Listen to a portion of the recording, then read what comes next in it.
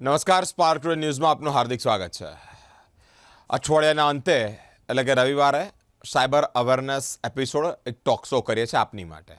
હાલ ત્યારે સાયબર ઠગિયાઓ ખૂબ એક્ટિવ થઈ ગયા છો. તમે જે પ્રમાણે જોઈ રહ્યા છો તે જ પ્રમાણે આગામી સમયમાં ઇન્ડિયા ન્યૂઝીલેન્ડની મેચ કોટંબી ખાતે જ્યારે રમાવા જઈ રહ્યો હોય તમામ ટિકિટ બુક, પરંતુ ઠગિયાઓ, સાયબર ફ્રોડ કરતા ઠગિયાઓ ક્યાંક ને ક્યાંક તમને લિંક મોકલી રહ્યા છે, તમારી પાસે બુકિંગ કરાવી રહ્યા છે, બધી બાબત ફ્રોડ થઈ રહી છે.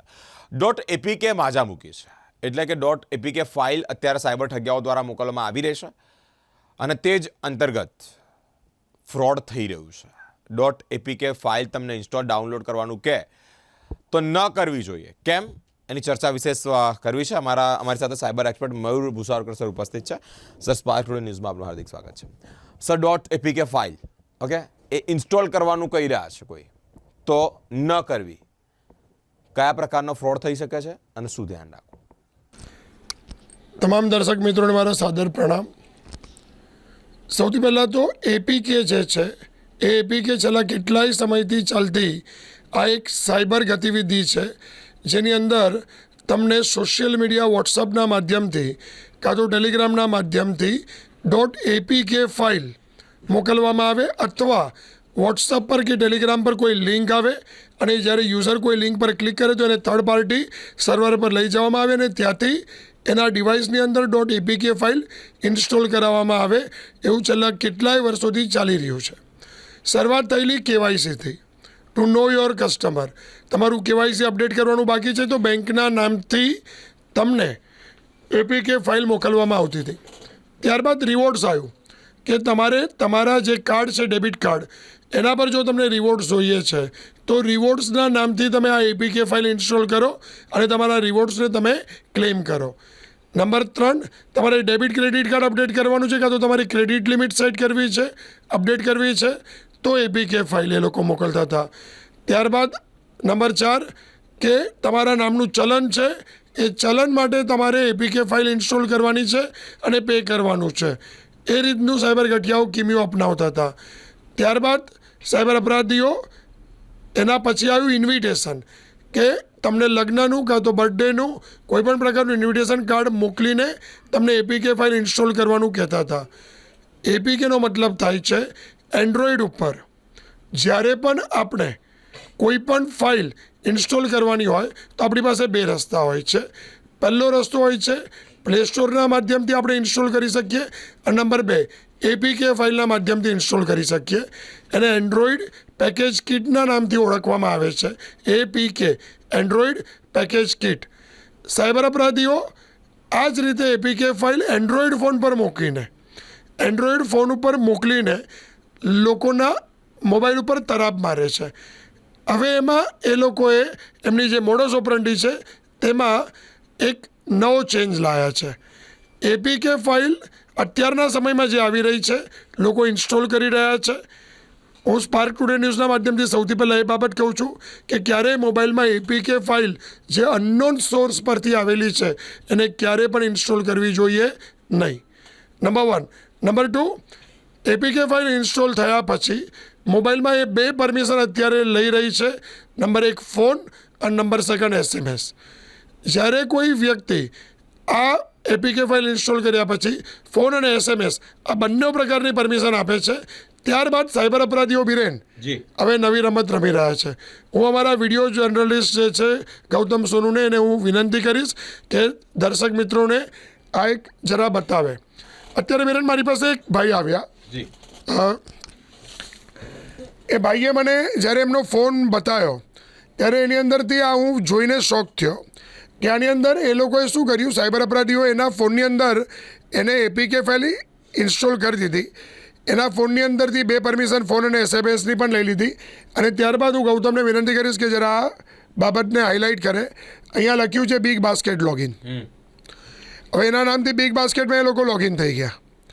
એટલે બિગ બાસ્કેટ એપ્લિકેશન સાયબર અપરાધીએ એના પોતાના મોબાઈલમાં ઇન્સ્ટોલ કરી અને OTP આના મોબાઈલમાંથી મેળવી લીધો. OTP મેળવી લીધા પછી બિગ બાસ્કેટ જે વ્યક્તિનો ફોન હેક થયેલો apk ફાઇલથી એ વ્યક્તિના નામથી જ ઇન્સ્ટોલ થઈ, પણ એ એપ્લિકેશન રન ક્યાં થતી હતી? સાયબર અપરાધીના મોબાઈલમાં. નંબર 1. નંબર 2, 2 વાર એને લોગિન કર્યું ત્યારબાદ હું અહીંયા કહીશ કે એમેઝોન ઉપર પણ એને લોગિન કર્યું અને એમેઝોન ઉપરથી લોગિન કરીને આ બંને ઉપરથી એને ખરીદી પણ કરી અને એમેઝોન પરથી તો એને ગિફ્ટ કાર્ડ પણ પરચેસ કર્યા. એટલે આ એક પ્રથા ચાલતી હતી. બીજી એક બાબત જે આવી કે એની અંદર સાયબર અપરાધીઓએ એ વ્યક્તિના નામથી અલગ અલગ જે ઓનલાઈન લોન પોર્ટલ્સ છે એના પરથી લોન લેવાનો પણ ટ્રાય કર્યો. એટલે હવે એપીકે ફાઇલ વધારે ખતરનાક બની રહી છે. બરાબર.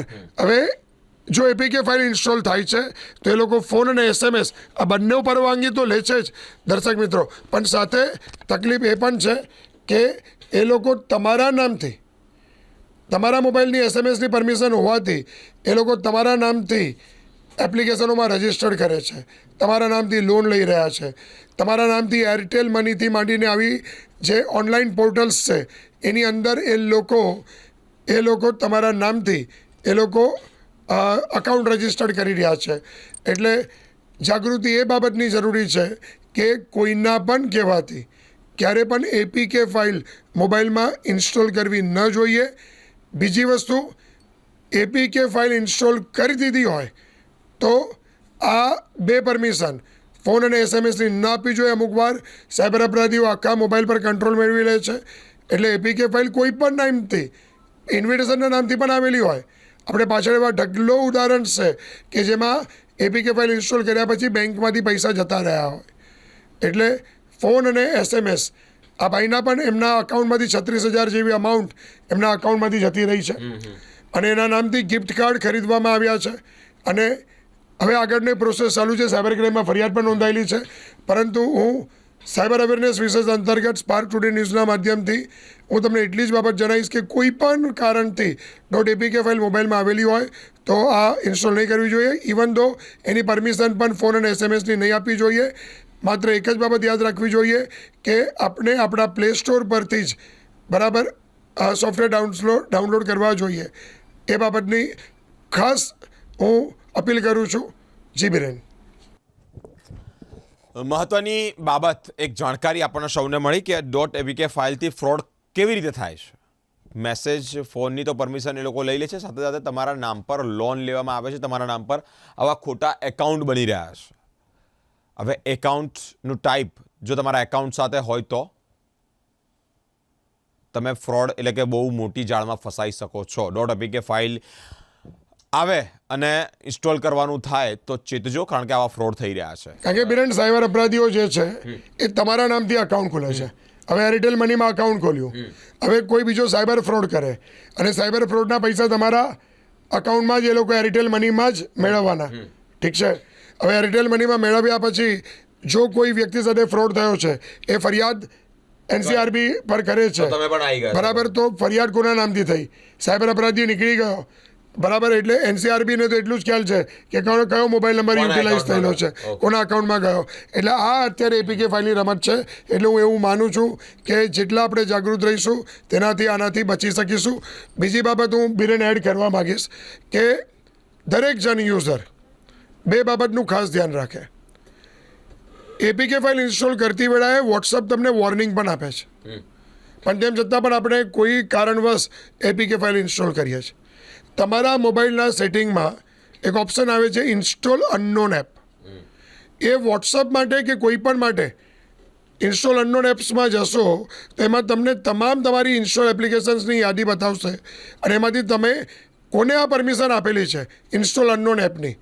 અનનોન એપ એટલે જે એપને પ્લે સ્ટોર ઓળખતું નથી, બરાબર. અને તમે એ એપ્લિકેશન્સમાં દાખલા તરીકે વોટ્સઅપ પર તમે ઇન્સ્ટોલ અનનોન એપ ઓન કરેલું હોય તો સાયબર અપરાધી વોટ્સઅપ પર તમને એપીકે ફાઇલ મોકલીને તમારા મોબાઈલમાં એ એપીકે ફાઇલ ઇન્સ્ટોલ કરાવે છે. એટલે વોટ્સઅપ માટે જો કે ટેલિગ્રામ માટે ઇન્સ્ટોલ અનનોન એપ તમે ઓન રાખેલું હોય તો એને બંધ રાખવાની અત્યંત જરૂર છે. આ પહેલી બાબત હું સૂચિત કરીશ. અને બીજો મુદ્દો, પ્લે પ્રોટેક્ટ. તમારા પ્લે સ્ટોરની અંદર પ્લે પ્રોટેક્ટ છે, એ પ્લે પ્રોટેક્ટને પણ ઓન રાખવાની અત્યંત જરૂર છે. પ્લે પ્રોટેક્ટ ઓન હશે તો તમે આવી તમામ ફાઇલથી, બરાબર, જે માલવેર તમારા મોબાઈલમાં ઇન્સ્ટોલ કરવા જઈ રહ્યા છે સાયબર અપરાધી કે ઇન્સ્ટોલ કરે છે તેનાથી તમે બચી જશો. ત્રીજો મુદ્દો, mKavach 2 એપ્લિકેશન જે એન્ડ્રોઈડ માટે પણ સક્ષમ છે. M-Kavach 2 M-Kavach 2 એપ્લિકેશન મોબાઈલમાં ઇન્સ્ટોલ કરવી જોઈએ. ઇન્સ્ટોલ કર્યા પછી આ એપ્લિકેશન ભારત સરકારે સૂચિત કરેલી છે. M-Kavach 2 સીડેક દ્વારા ડેવલપ કરેલી એપ્લિકેશન છે. એનાથી તમે તમારા મોબાઈલને સ્કેન કરો અને સ્કેન કર્યા પછી કેટલી મેલિશિયસ એપ છે, હાર્મફુલ એપ છે અને તમારા મોબાઈલની કેટલી પરમિશન લે છે આ એપ્લિકેશન તમને બતાવી રહેશે. એટલે જો એપ્લિકેશન ઇન્સ્ટોલ થયેલી હોય, બરાબર બેકગ્રાઉન્ડમાં રન થતી હોય તો આ તમને તરત એને આઈડેન્ટિફાઈ કરીને એનું 100% 360 ડિગ્રી એનાલિસિસ કરીને તમને એક રિપોર્ટ બતાવશે અને આપણે જાગૃત થઈ શકીશું. અને જો કદાચ હાર્મફુલ એપ આપણા મોબાઈલમાં રન થતી હશે તો આપણે એને ડિલીટ કરી શકીશું. અને જો કોઈ પણ કારણવશ રૂપિયા ગયા છે તો તમે 1930 પર ફરિયાદ નોંધાવી શકો છો. ઇવન તો તમને આ ટેકનિકલ મુદ્દો નથી આવડતો તો તમે સાયબર ક્રાઇમ પોલીસનો સંપર્ક સાધીને પણ તમે આ જે એપ્લિકેશન્સ છે આ એપ્લિકેશન્સ જો એપ્લિકેશન ઇન્સ્ટોલ થઈ ગઈ છે તો તમે એને મોબાઈલમાંથી ડિલીટ કરી શકો છો. સૌથી અગત્યનો મુદ્દો એ છે કે જો એપ્લિકેશન ઇન્સ્ટોલ થઈ જાય છે તો હું એટલું જ કહીશ, સૌથી પહેલાં તમારા મોબાઈલમાં ઇન્ટરનેટ કનેક્શન બંધ કરી દો. ઇવન તો એ મોબાઈલમાંથી સિમ કાર્ડ પણ કાઢી લો, બીજા મોબાઈલમાં નાખો અને ત્યારબાદ જાણકારને કાં તો જે સાયબર સ્વચ્છતા કેન્દ્ર છે આપણું, બરાબર, ત્યાં જાઓ, એમને મોબાઈલ બતાવો અને એ મોબાઈલમાં એમને કહો કે ભૂલથી ઇન્સ્ટોલ થઈ ગઈ છે. એ તમને ડિલીટ કરી પણ આપશે અને તમને મદદરૂપ પણ થશે. એટલે હું એવું માનું છું કે આપણે જો જાગૃત રહીશું અને બીજાને પણ જાગૃત કરીશું તો જે સાયબર અપરાધીઓ પોતાના જે અલગ અલગ હથકંડા અપનાવે છે, અલગ અલગ રીતે આપણને છેતરવાનો કારસો રચે છે, જેનાથી આપણે પોતાને પણ બચાવી શકીશું અને આપણે બીજાનું પણ રક્ષણ કરી શકીશું, બીજાને પણ જાગૃત કરી શકીશું. જી બિરેન. મહત્વની બાબત જાણવા મળી કે આ .apk ફાઇલથી કેટલું ફ્રોડ થઈ શકે છે. તમે કયા કયા ગુનાઓમાં સંડોવાઈ શકો છો. જે અપરાધ કરનાર છે, એટલે કે જે ગુનો કરનાર વ્યક્તિ છે, જે આ ફ્રોડ કરશે તે તો છટકી જશે, એટલે કે તો એનો રસ્તો સેફ સાઇડ કાઢી લેશે, પરંતુ તમે ફસાશો કારણ કે તમારા નામનું એકાઉન્ટ લોગિન થયું છે.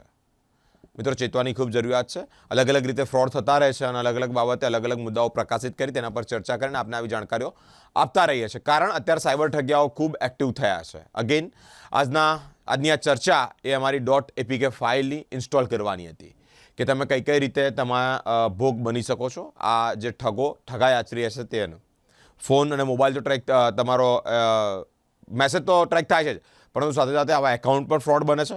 એવા એકાઉન્ટમાં તમારા કોઈકના ફ્રોડ કરેલા રૂપિયા પણ એમાં આવે છે અને જેના લીધે તમે ન કશું કર્યું હોય, ન કોઈ ભૂલ કરી હોય, તેમ છતાં પણ તમે દોષી સાબિત થાવ છો. એટલે કે .apk ફાઇલ જો કોઈક મોકલે છે તો તે ઇન્સ્ટોલ કરવાથી બચજો, ચેતજો, કારણ કે તમે પણ આ મોટો એક મોનસ ઓપરેન્ડી કહી શકાય એનો ભોગ, એટલે કે આ ઠગાઈનો ભોગ બની શકો છો. અલગ અલગ આ સાયબર અંતર્ગતના મુદ્દા અમે ચર્ચા કરતા રહીશું, આપને માહિતી પહોંચાડતા રહીશું અને અલગ અલગ મુદ્દા પ્રકાશિત કરી અને આપને ઇન્ફોર્મેશન પ્રોવાઈડ કરતા રહીશું કે તમારે કઈ બાબતે સજાગ રહેવાની ખૂબ જરૂરિયાત છે, નહીં તો તમે પણ આ જાળમાં ફસાશો. અલગ અલગ અપડેટ સાથે આપ સુધી પહોંચતા રહીશું. અમારી સાથે સ્પાર્ક ટુડે ન્યૂઝ પર જોડાયેલા રહો. કેમેરામેન ગૌતમ સાથે હું વિરેન, સ્પાર્ક ટુડે ન્યૂઝ.